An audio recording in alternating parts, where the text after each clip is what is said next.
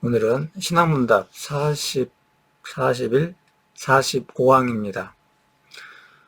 방금 전 칼 바르트는 36항까지 그리스도의 칭호 조항을 살펴보았습니다.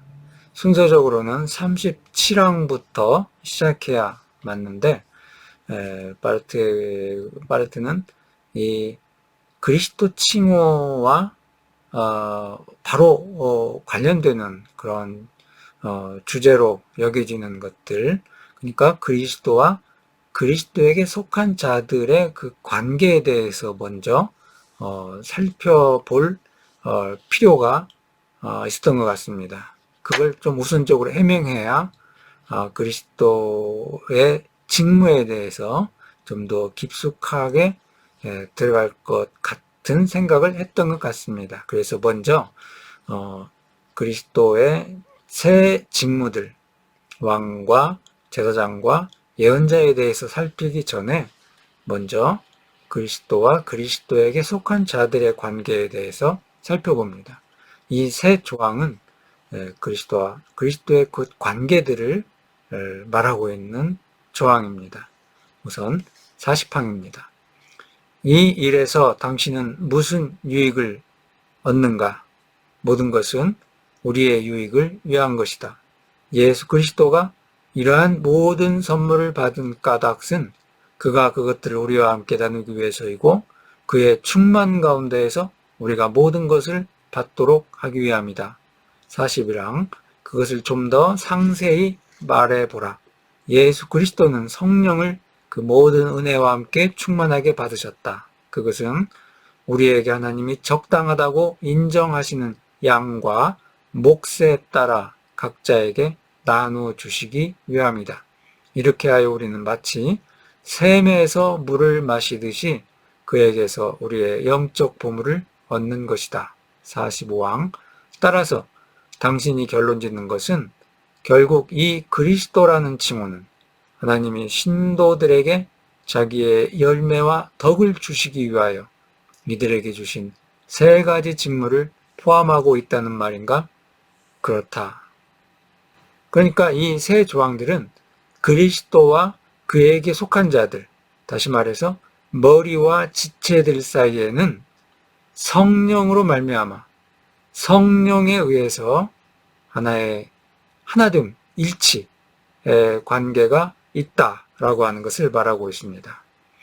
그러므로 이 하나됨은 아버지와 아들을 하나 되게 하시는 성령이 하시는 일입니다.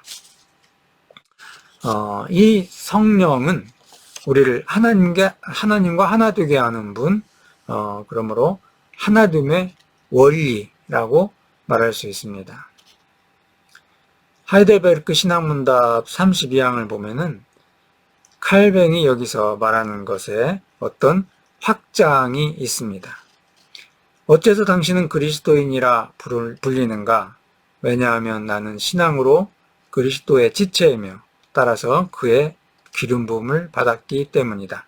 이것은 내가 그의 이름을 고백하며 내 자신을 그에게 감사하는 살아있는 제물로서 바치며 또 자유로운 양심을 가지고 이 세상에서 죄와 악마에게 대적하여 싸우고 장차 영원히 그와 함께 모든 피조물을 다스리기 위함이다.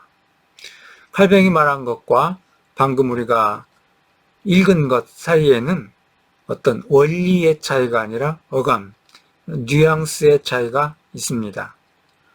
칼뱅은 다음과 같이 말하는 것으로 만족했습니다.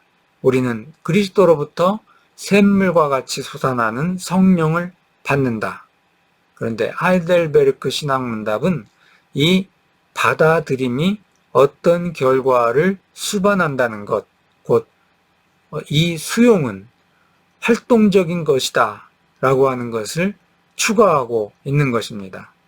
그리스도인은 그도 역시 그리스도의 기름 부음에 참여하면서 기름 부음을 받은 것이기 때문에 이 기름 부음은 단지 받는 것뿐만 아니라 어떤 행동에 들어가는 것, 그것을 뜻한다라고 말하고 있는 것입니다.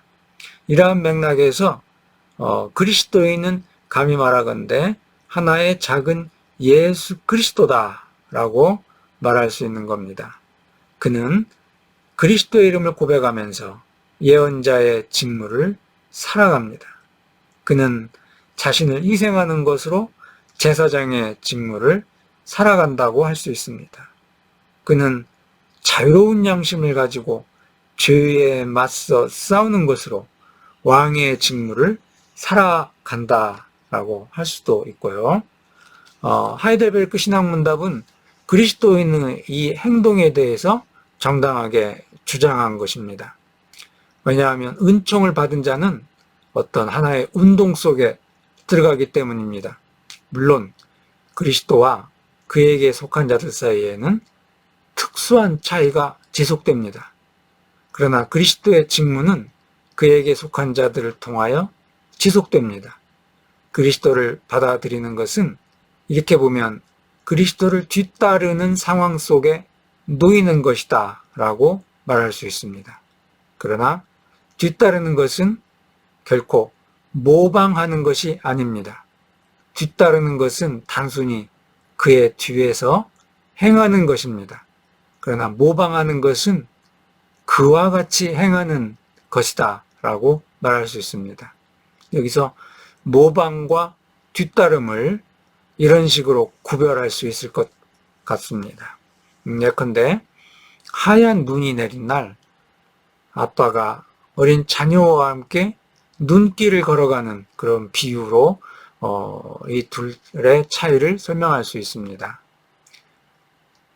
뒤따름이라고 하는 것은 아빠가 앞서서 발자국을 남기고 어린 자녀가 아빠의 발자국을 뒤따라가면서 가는 것이고, 모방은 이제 아이가 아빠 앞서서 달려가면서 발자국을 눈을 밟는 행위다라고 할 수 있을 것입니다.